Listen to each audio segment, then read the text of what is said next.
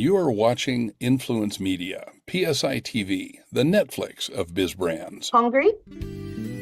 Of all these options here, which would you choose and why? This is the discussion we're having today because we need to think about selling very strategically. Let's go. Do your prospects feel like this?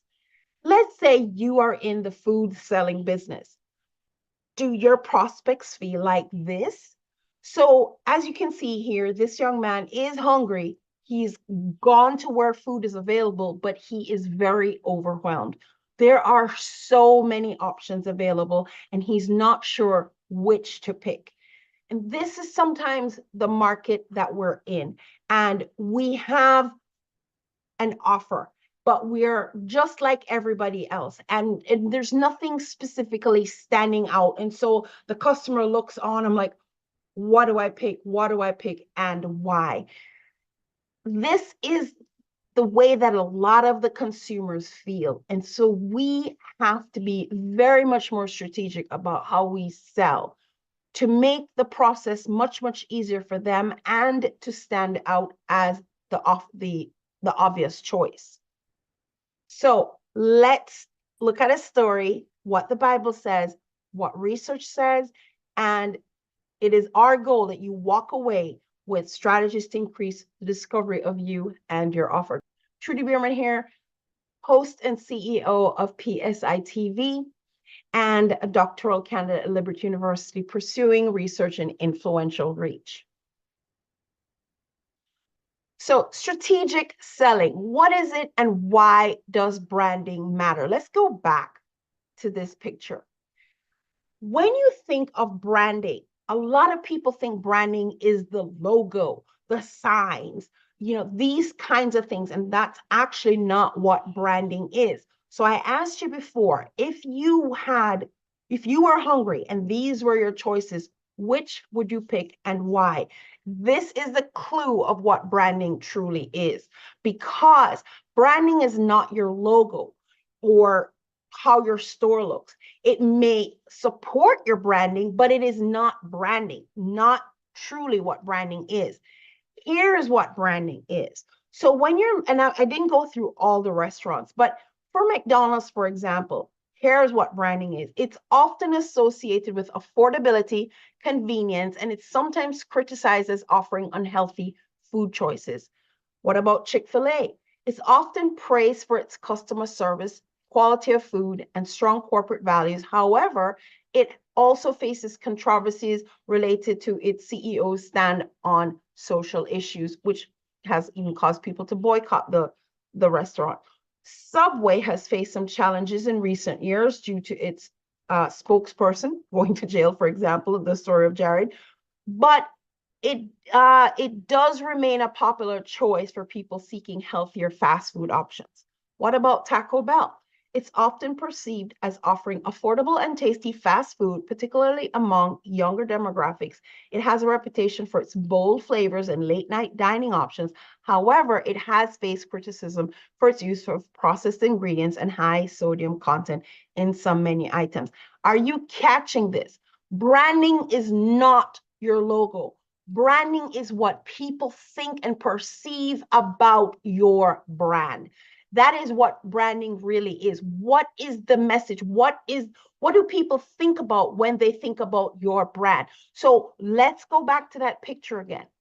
If you were hungry and you had these options to choose from, which would you pick and why? And that answer is branding, because these organizations have created a message in your head, have created a public perception of what they are and what they offer. So if I'm in a rush, I might want to look for the nearest McDonald's. It's known for fast, relatively affordable food.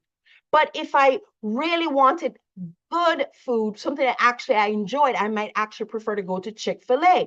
Now, sometimes we'll make these decisions based on, what's very convenient, because at that moment, convenience matters to you. But sometimes you'll bypass the McDonald's to go to the store that's, 2 miles further down the road because of what that particular brand says to you or what that particular brand does for you.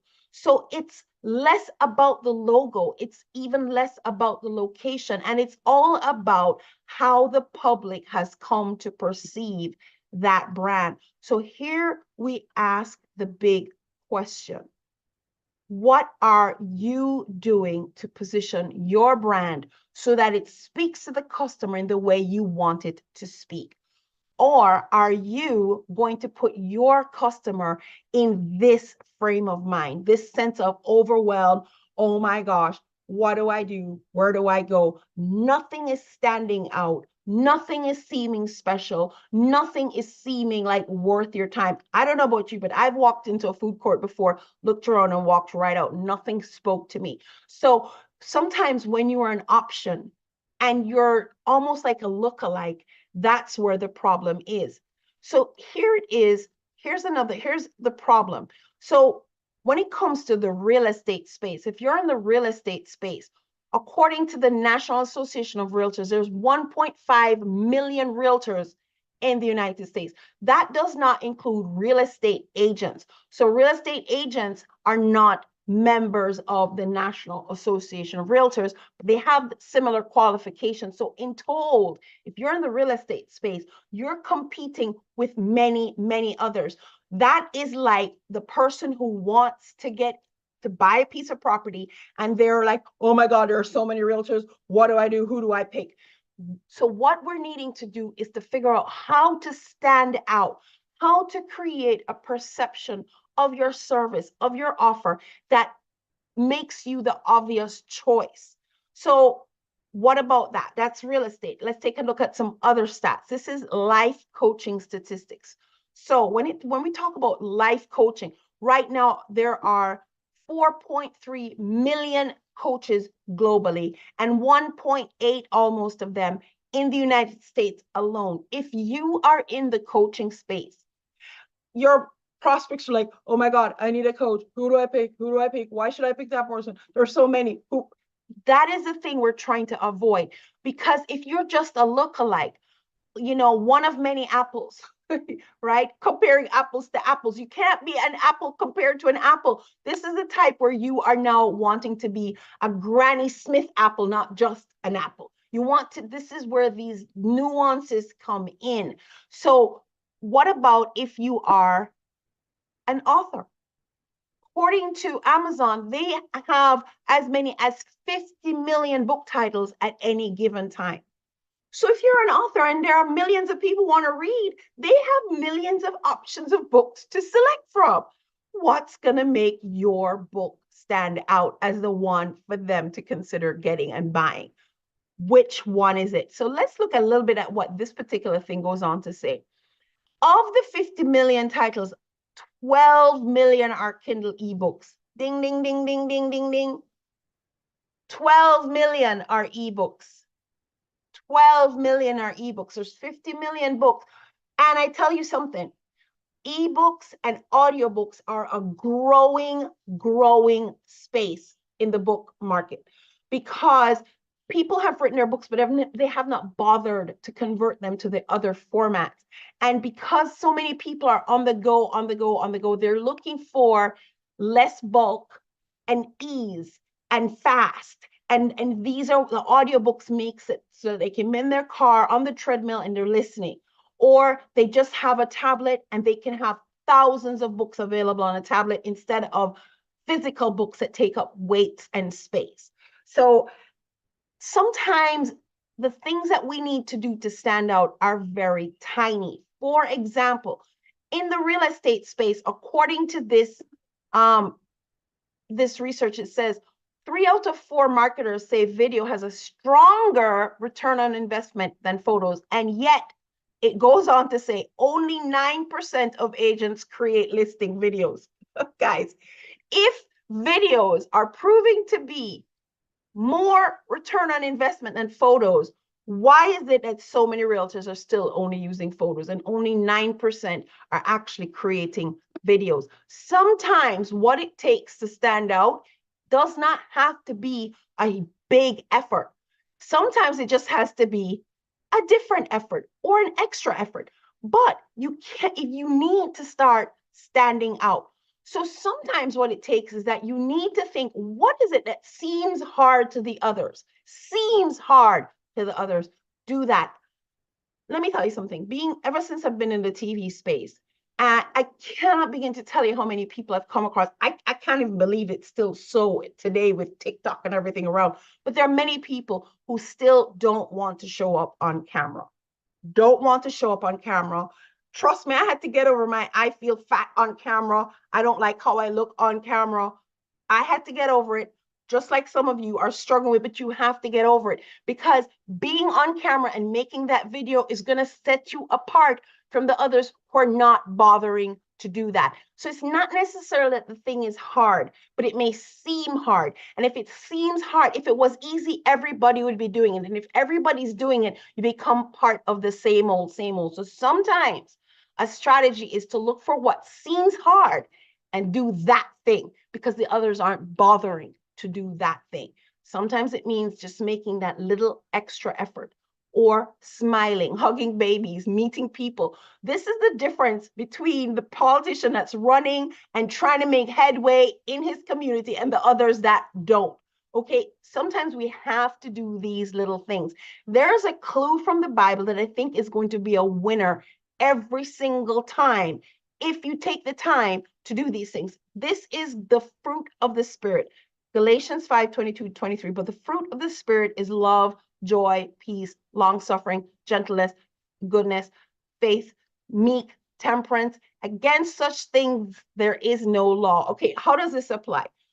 If whatever you are offering comes across in a spirit of love, it is going to immediately, people are going to resonate with it in a way than the thing that does not give off a vibe of love or joy.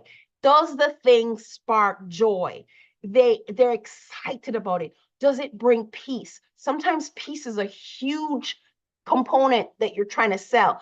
When you have a solution for something, what you're bringing to that person is peace. Maybe it's financial peace. Maybe it's marital peace. So sometimes you're selling peace, or you have to figure out how does your product bring peace to the situation.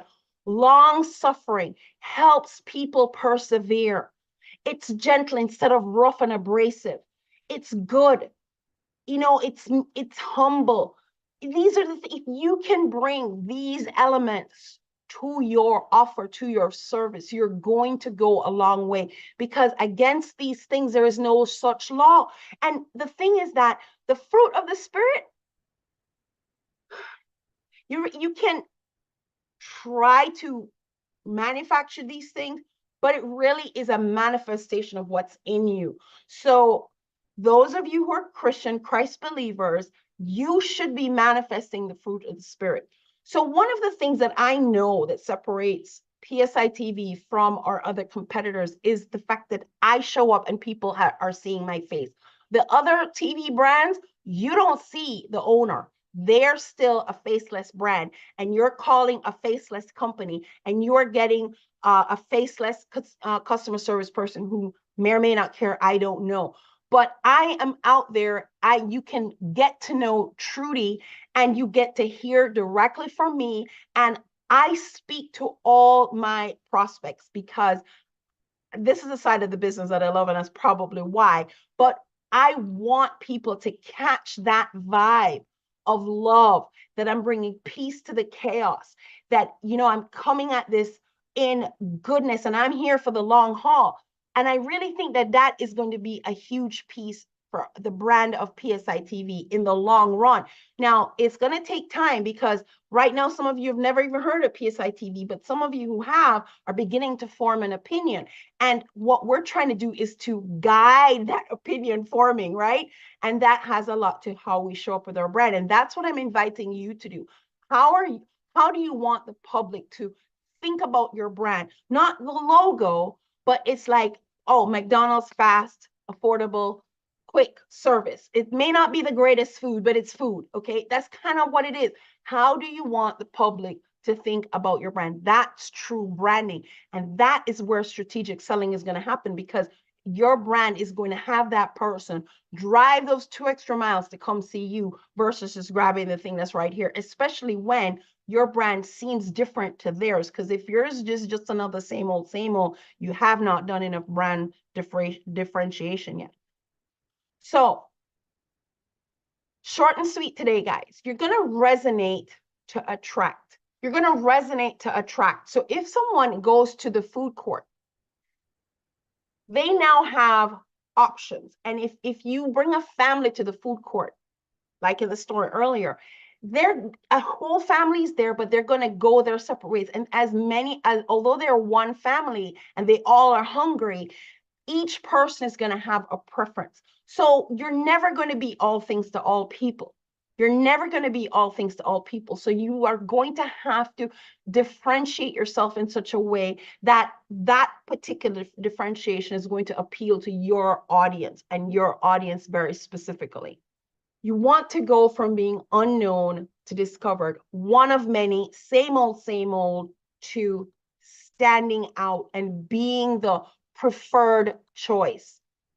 Here is some academic research. It's peer-reviewed research, and it says the market system favor players who do certain kinds of things, have certain kind of characteristics, and engage in certain kinds of activities. Specifically, successful market actors are like those entrepreneurs who give their customers what they want, have backgrounds, experiences, and knowledge that prepare them to recognize profit opportunities, and are culturally attuned and embedded and are genuinely moral. Remember when I shared the fruit of the spirit, a lot of that's coming up in here. And also that you want to resonate, give the customer what they want. Absolutely. Over here at PSI TV, we want to give you that brand elevation advantage and move you from being unknown to discovered.